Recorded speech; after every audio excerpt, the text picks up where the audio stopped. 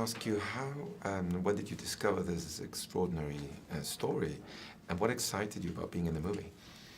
First time I heard about it was when I sat down with our director Stella, and she kind of outlined her thoughts and her music and her vision for it, and it was after that I read the book. And yeah, I thought it was an incredible story, and the people involved were just beyond what I expected, and I'd never done a romance before, and so it was just, everything was lining up. The first time I heard of it was when I received the script, and I looked into it further and saw that it was based off of a book that was written by a Black author. And I actually got to know her throughout the process of filming, and something that she told me was that she really wanted to create content that her daughter could watch. Her daughter's biracial, and so she made sure that this character was this biracial character who, like, other biracial kids could relate to. And so that was really cool to me, especially as someone who's grown up not necessarily being able to see myself in films in the way that I would want to. So let's talk about Maddie and Ollie. Who are they, and what are they going through? You want to take this one first? Yeah, sure, I'll take this one. Maddie is a girl who has not been able to leave her house. And Ollie is a boy who lives in next door, who has some complicated family matters affecting his life. And they fall in love through a window. And they use technology in order to do that until they're finally able to meet in real life. And their love forces Maddie to think about what her life is and if it's worth taking risks in order to live more fully. And I think for Ollie, I mean, his character is, like Amandla said, someone who's been through a lot, personally, with his home life. And I think he's someone who is a little bit, he's got a tired worldview. He doesn't see the world as fresh as she does. And so when they start talking and he starts learning more about her, I think what really attracts him to Maddie is the fact that she's experiencing everything for the first time. And I think it's really exciting to be with someone when they're discovering new things and they are sort of seeing, you start seeing the world through their eyes, and I think that that's what ends up happening with Ollie. What do you like about Maddie, and what do you like about Ollie? What I like about Maddie is her perspective on life. She's someone who you think would be really severely disappointed with her circumstances. And yet it seems that her circumstances have actually allowed her to be this very pure person who has a very clear and direct outlook on life that is filled with a lot of joy and a lot of passion. And so that's what I like about her.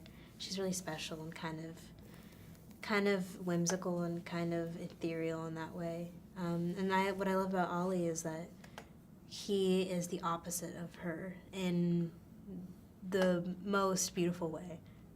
He has a lot of sensitivity to the world and has been dealing with things that have affected him and maybe darkened his view on life. But he has that sense of curiosity about the world as well. Yeah, I think that's what drives them together, is a mutual sense of curiosity. They both see each other and they're both curious, and Maddie's never experienced anything outside her four walls. And Ollie, I think, is really looking for someone to for a fresh start. I think he finds that with Maddie. This is not your usual love story because of what Maddie's going through and her confinement and everything. How was that as actors to play with that? It was fun, I think. Yeah, it was a lot of fun. The movie's fun, and so we had a great time filming it. But it definitely is not your typical love story in the sense that they don't meet in person till like halfway through the film. Maybe? Yeah. And I think that it says a lot about their their relationship and how far a relationship can actually go just based off of text messages and writing. And when they actually meet in person, I think, is when things kind of click, even though it is awkward and strange for the first time. But I think they, once they actually meet and they sort of realize that they have something that might be worth fighting for. The truth is that you're right. The movie is fun too, and there's great humor in it. Do you remember any funny moments on set? My favorite thing was probably when we were filming the scenes where Nick had to write messages to me and place them in the window. And, My terrible handwriting. and for a few takes here and there, Nick would just write very obscene things on the pieces of paper. No comment. I have to talk about Annika and about Anna because they're great in their roles. What can you say about them?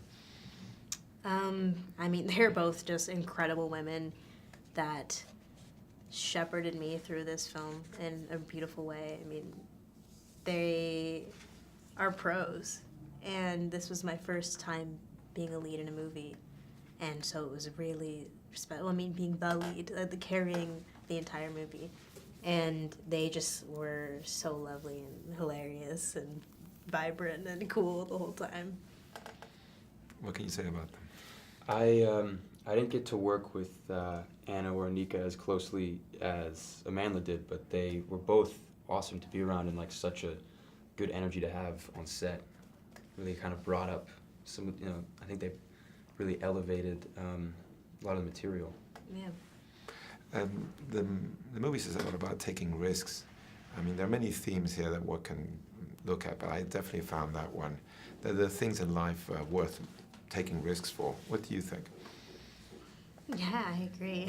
I definitely think that there are things in life that are worth taking risks for. I think this film is not trying to tell people to put their health at risk in order to have adventures, but it is kind of a metaphor, this girl trapped in this glass house, and that glass house, I think, can mean a lot of different things. What themes did you see in it? I liked the how both characters were kind of trapped in their own ways. I mean, Maddie's character was literally stuck in her house, and Ollie was more stuck by his responsibilities to his family and his home life. And I think that they both are able to